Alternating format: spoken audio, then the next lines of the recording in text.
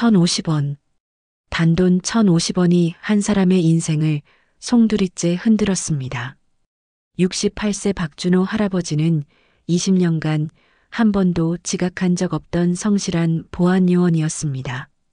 그런 그가 초코파이 한 개와 음료수 한 병을 먹었다는 이유로 법정에 섰습니다. 서울 강남구의 한 대형 빌딩에서 20년을 일해온 박준호 할아버지. 새벽 3시 야간 근무 중이던 할아버지는 너무 배가 고팠습니다. 당뇨가 있던 그는 저혈당 증세로 어지러움을 느꼈죠. 건물 1층 편의점에 있던 초코파이와 음료수를 먹고 메모를 남겼습니다. 내일 출근해서 돈 내지 뭐. 하지만 다음날 출근한 할아버지를 기다린 건 경찰이었습니다. 새로 부임한 건물주 아들은 차갑게 말했습니다. 절도죠. 경찰에 신고했습니다. 20년을 함께 일한 회사였지만 1,050원은 용서받지 못했습니다. 1심에서 벌금형을 받은 할아버지는 전과자가 되었고 회사는 즉시 해고 통보를 했습니다. 하지만 할아버지는 포기하지 않았습니다. 나는 잘못한 게 없어. 20년간 성실히 일했는데. 항소를 결심한 할아버지 앞에 한 젊은 변호사가 나타났습니다. 할아버지, 제가 도와드리겠습니다. 이건 단순한 절도 사건이 아닙니다. 조사가 시작되자 놀라운 진실이 드러나기 시작했습니다. 알고 보니 그 편의점 간식 뒤에는 상상도 못한 비밀이 숨겨져 있었고 20년간 할아버지가 모르고 있던 충격적인 사실이 밝혀졌는데 그 순간 법정이 조용해졌습니다. 그리고 잠시 후 이 사건은 대한민국을 뒤흔드는 정의의 상징이 되었습니다. 도대체 무슨 일이 있었던 걸까요? 이야기는 2018년 가을로 거슬러 올라갑니다. 서울 강남구 역삼동에 위치한 지상 20층 규모의 대형 업무용 빌딩.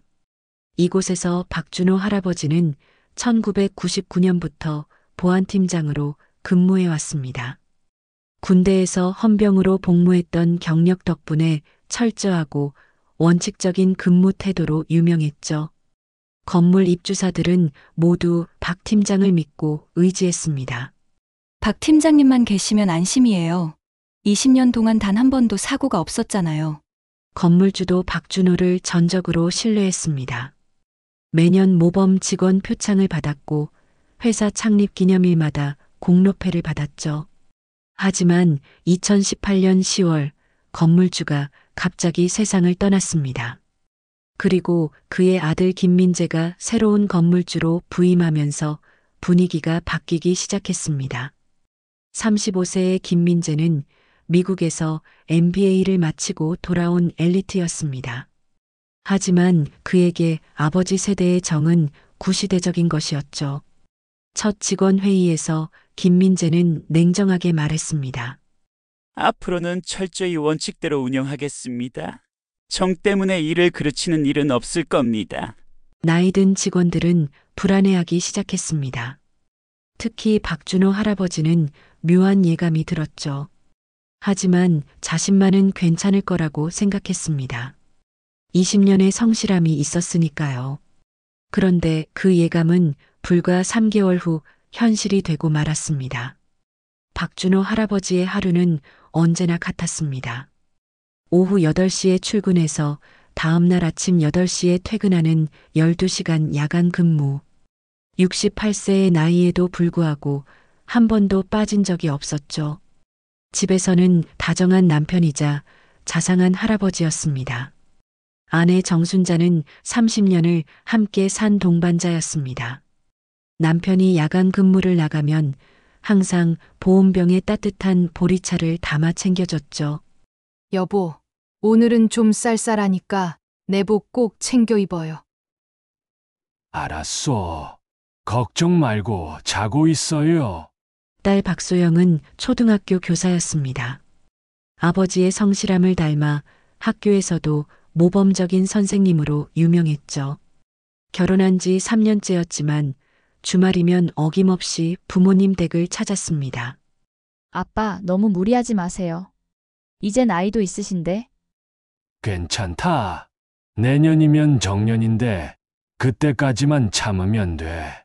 손자 박지우는 대학교 2학년생이었습니다. 할아버지가 야간 근무비로 모은 돈으로 대학에 다닐 수 있었죠. 지훈이는 할아버지를 자랑스러워했습니다. 우리 할아버지는 정말 대단하신 분이야. 68세에도 밤새 일하시거든. 직장에서 박준호는 후배들에게도 존경받는 선배였습니다. 최 반장은 박준호와 함께 10년을 근무한 동료였습니다. 형님, 오늘도 고생 많으십니다. 뭘 고생이여. 우리가 해야 할 일을 하는 거지. 다른 보안 요원들도 박준호를 따랐습니다. 그는 항상 솔선수범했고 어려운 일이 있으면 먼저 나섰죠. 하지만 김민재의 눈에 박준호는 달랐습니다. 68세? 너무 나이가 많은 거 아닙니까? 보안 업무는 체력이 중요한데. 인사팀장이 조심스럽게 답했습니다. 하지만 박 팀장님은 경력도 있으시고 건물에 대해 누구보다 잘 아십니다. 경력? 지금은 시스템으로 관리하는 시대입니다. 내년 청년이면 재계약은 없습니다.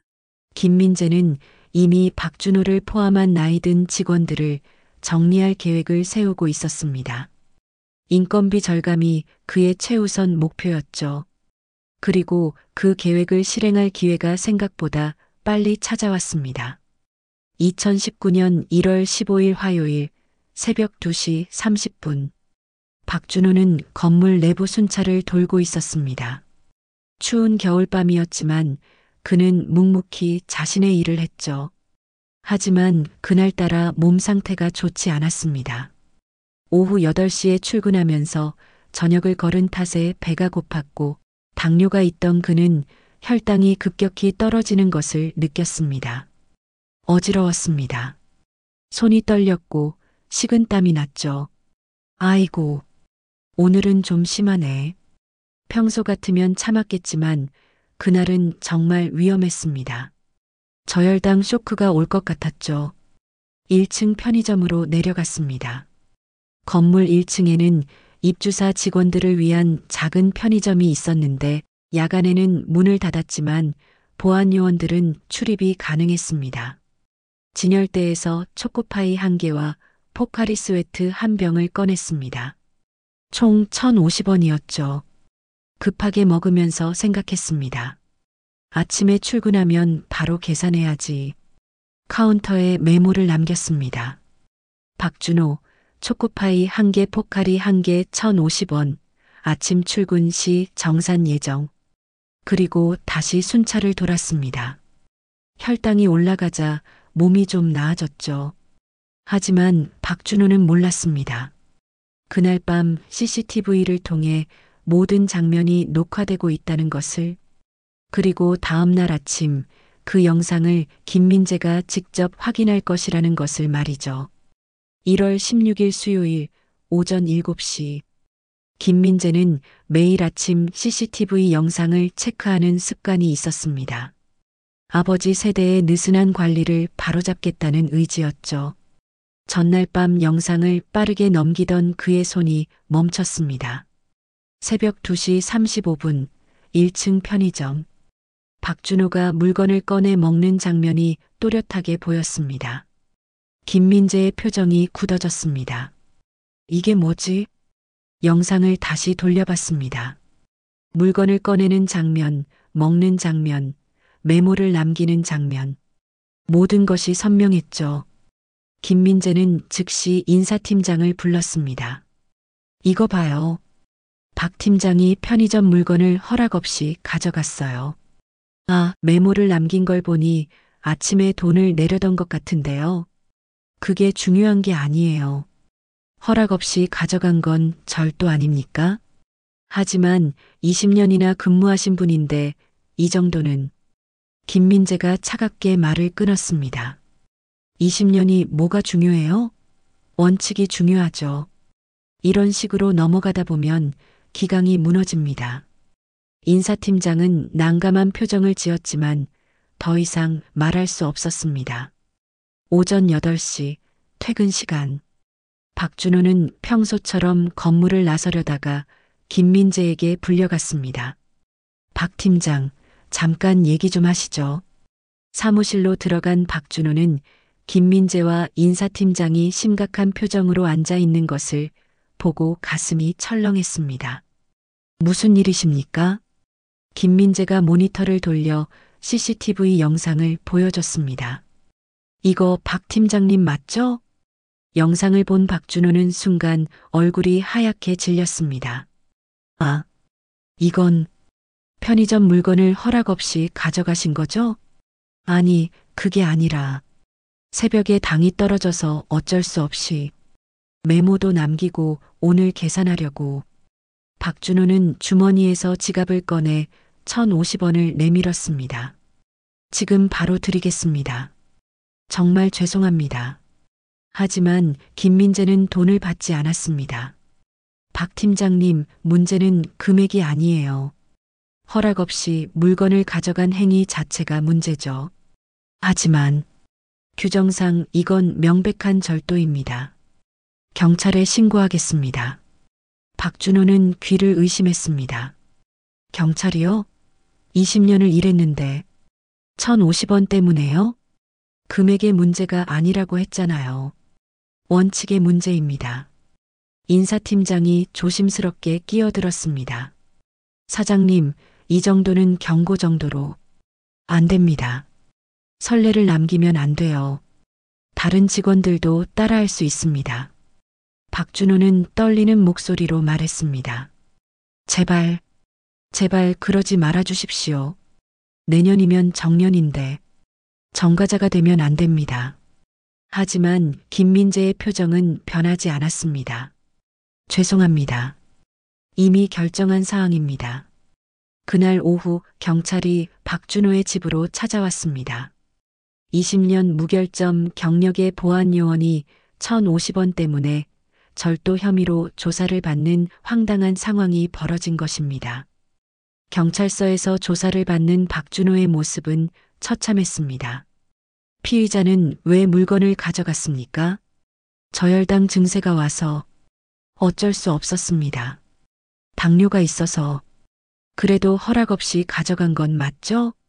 메모를 남겼고 다음 날 바로 돈을 내려고 했습니다. 하지만 그 순간에는 허락을 받지 않은 거네요. 박준호는 대답할 수 없었습니다. 기술적으로는 그 말이 맞았으니까요.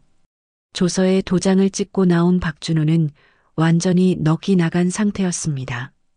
68년을 살면서 경찰서에 와본 것은 이번이 처음이었습니다. 그것도 피의자 신분으로 말이죠. 집으로 돌아온 박준호를 본 아내 정순자는 깜짝 놀랐습니다. 여보, 무슨 일이에요? 얼굴이 왜 그래요? 박준호는 그제야 무너져 내렸습니다. 당신, 나 경찰서 다녀왔어. 뭐, 경찰서요? 무슨 일로요? 모든 사실을 들은 정순자는 믿을 수 없다는 표정을 지었습니다. 1,050원요? 초코파이 하나 때문에요? 20년이나 일한 회사가? 그래요. 새로운 사장이 원칙을 지켜야 한다고. 세상에. 이럴 수가. 그날 밤 박준호는 잠을 이룰 수 없었습니다. 68년 인생에서 한 번도 법을 어긴 적이 없었습니다. 군대에서도 모범병이었고 직장에서도 성실한 직원이었죠. 그런 그가 초코파이 한 개 때문에 절도범이 되다니. 더 충격적인 것은 다음 날 회사의 조치였습니다. 1월 17일 박준호가 출근하자 인사팀에서 연락이 왔습니다. 박 팀장님, 경찰 조사 결과가 나올 때까지 자택대기 명령입니다. 자택대기요? 네, 절도 혐의로 조사받는 직원을 근무시킬 수 없습니다. 하지만 저는 규정입니다. 이해해 주시기 바랍니다. 전화를 끊은 박준호는 멍하니 서 있었습니다. 20년 동안 단 하루도 빠진 적 없던 직장에서 쫓겨난 것입니다. 소문은 빠르게 퍼졌습니다. 건물 입주사 직원들 사이에서 수군거림이 시작됐죠. 박 팀장이 물건을 훔쳤대요. 20년이나 일한 사람이 왜 그랬대요? 나이가 들면 판단력이 흐려지나 봐요. 함께 일하던 동료들조차 미묘하게 거리를 두기 시작했습니다. 최 반장만이 박준호에게 전화를 걸었습니다. 형님, 괜찮으십니까? 괜찮을 리가 있나? 형님이 그러실 분이 아닌 걸 다들 아는데. 회사가 너무 심한 것 같습니다. 고맙네. 자네라도 믿어줘서. 하지만 최 반장의 위로도 큰 도움이 되지 않았습니다. 며칠 후 검찰에서 기소 통지가 왔습니다. 절도죄로 약식 기소되었고 벌금형이 예상된다는 내용이었죠. 딸 박소영이 급히 부모님 집으로 달려왔습니다. 아빠, 이거 어떻게 된 거예요? 미안하다. 아빠가 왜 미안해요? 잘못한 게 하나도 없잖아요. 하지만 법적으로는. 박소영은 분노로 떨었습니다. 20년을 바친 회사가 1,050원 때문에 이러는 거예요? 말이 돼요? 회사도 원칙이 있으니까. 무슨 원칙이요? 이건 배신이에요. 완전한 배신이라고요. 박소영은 당장 회사에 찾아가 항의하려 했지만 박준호가 말렸습니다. 소영아, 그러면 안 된다. 일을 더 크게 만들면. 그럼 어쩌라고요? 이대로 당하고만 있으라고요? 재판을 받아보자. 사실대로 말하면 판사님이 이해해 주실 거야. 하지만 박준호의 기대는 무너지고 말았습니다. 2월 15일 약식 재판이 열렸습니다. 판사는 서류만 검토한 후 판결을 내렸습니다. 피고인 박준호에게 벌금 50만 원을 선고한다. 유죄였습니다. 법정을 나선 박준호는 그대로 주저앉았습니다. 68년 인생에서 처음으로 전과자가 된 순간이었습니다. 벌금형 판결이 나온 다음 날 회사에서 정식 통보가 왔습니다. 박준호 팀장은 형사처벌을 받았으므로 비위면직 처리합니다. 퇴직금은 지급되지 않습니다. 20년 근속, 7,300일의 성실한 근무, 한 번의 지각도, 한 번의 결근도 없던 세월. 그 모든 것이 1,050원 때문에 물거품이 되었습니다. 박준호는 해고 통지서를 들고 멍하니 서 있었습니다. 퇴직금 없이 쫓겨난다는 것. 그것은 단순히 돈의 문제가 아니었습니다. 20년의 인정, 20년의 신뢰, 20년의 가치가 송두리째 부정당한 것이었죠. 정순자는 남편의 상태를 보고 눈물을 흘렸습니다. 여보, 이제 어떡해요? 박준호는 아내를 바라보지 못했습니다. 미안하오. 내가 잘못해서. 당신 잘못이 아니잖아요. 회사가 잘못한 거지. 하지만 박준호는 자책을 멈출 수 없었습니다. 그날 밤 그냥 참을 걸. 조금만 더 참았으면. 메모만 남기지 말고 다른 방법이 없었을까? 내가 더 조심했어야 했는데. 손자 지훈이는 할아버지의 소식을 듣고 울먹였습니다. 할아버지는 잘못하신 게 없어요. 지훈아, 할아버지가 부끄럽구나. 아니에요. 할아버지는 제 자랑이에요. 하지만 지훈의 위로도 박준호의 상처를 치유할 수 없었습니다. 더 큰 문제는 경제적 타격이었습니다. 박준호의 월급은 가정 경제의 주 수입원이었습니다. 정순자의 파트타임 수입만으로는 생활이 어려웠죠.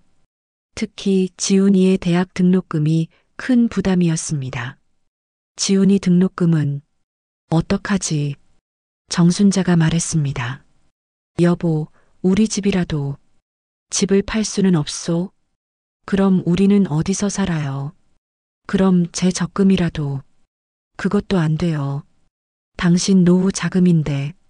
박준호는 머리를 감싸쥐었습니다.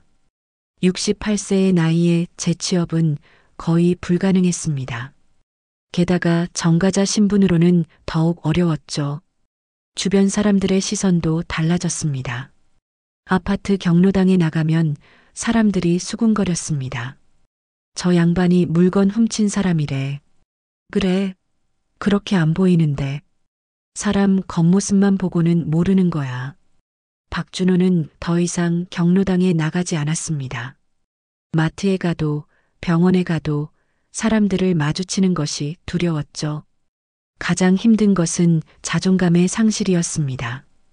평생 정직하게 살아온 사람, 자식들에게 떳떳한 아버지였던 사람, 그 모든 것이 무너졌습니다. 어느 날 밤 박준호는 혼자 소주를 마시며 울었습니다. 내가 뭘 잘못했나? 20년을 그렇게 일했는데 1,050원, 겨우 1,050원 때문에. 정순자는 남편의 등을 쓰다듬으며 함께 울었습니다. 그때였습니다. 현관문이 열리고 딸 박소영이 들어왔습니다. 아빠. 박소영의 목소리에는 무언가 다른 기운이 있었습니다. 소영아, 이 밤에 왜? 아빠, 포기하면 안 돼요. 항소해요. 항소? 무슨? 박소영은 노트북을 펼쳤습니다. 제가 인터넷에 아빠 이야기를 올렸어요. 그랬더니 수천 명이 댓글을 달았어요. 다들 회사가 잘못했다고, 아빠를 응원한다고. 노트북 화면에는 수많은 댓글이 달려 있었습니다. 20년 근속자를 1,050원으로 자르다니. 말이 됩니까? 이건 명백한 부당해고예요. 싸워야 합니다. 저도 비슷한 일을 겪었어요. 포기하지 마세요. 박준호는 화면을 보며 눈물을 흘렸습니다. 사람들이 나를 믿어주는구나. 그뿐만이 아니에요. 한 변호사님이 연락을 주셨어요. 무료로 변론해 주시겠대요. 변호사가? 네. 이정우 변호사님이라고 인권 변호사시래요. 정순자가 물었습니다. 무료로요? 정말로요? 네. 이 사건이 단순한 절도 사건이 아니라고 하셨어요. 뭔가 이상한 점이 있다고. 박준호는 잠시 망설였습니다. 68년을 살면서 누구에게 신세를 지는 것을 싫어했습니다. 자존심이 강한 사람이었죠. 하지만 이번만큼은 달랐습니다. 자신을 위해서가 아니라 20년의 세월을 위해서, 그리고 자신처럼 억울한 사람들을 위해서. 그 변호사님을 만나보고 싶구나. 박소영의 얼굴에 희망이 번졌습니다. 진짜요? 아빠가 싸워보시겠다고요? 응. 내가 정말 잘못한 게 없다면 끝까지 싸워봐야지. 정순자가 남편의 손을 꼭 잡았습니다. 여보, 잘 생각하셨어요. 우리 함께 싸워요. 그날 밤부터 박준호의 눈빛이 달라지기 시작했습니다. 절망의 나락에서 희망의 불씨가 타오르기 시작한 것입니다. 하지만 그들은 아직 몰랐습니다. 이 싸움이 단순히 1,050원을 되찾는 것이 아니라 20년간 숨겨진 거대한 비리를 드러내는 전쟁이 될 것이라는 것을, 그리고 그 전쟁의 끝에서 정의가 승리할 것이라는 것을 말이죠. 2부에서 계속됩니다.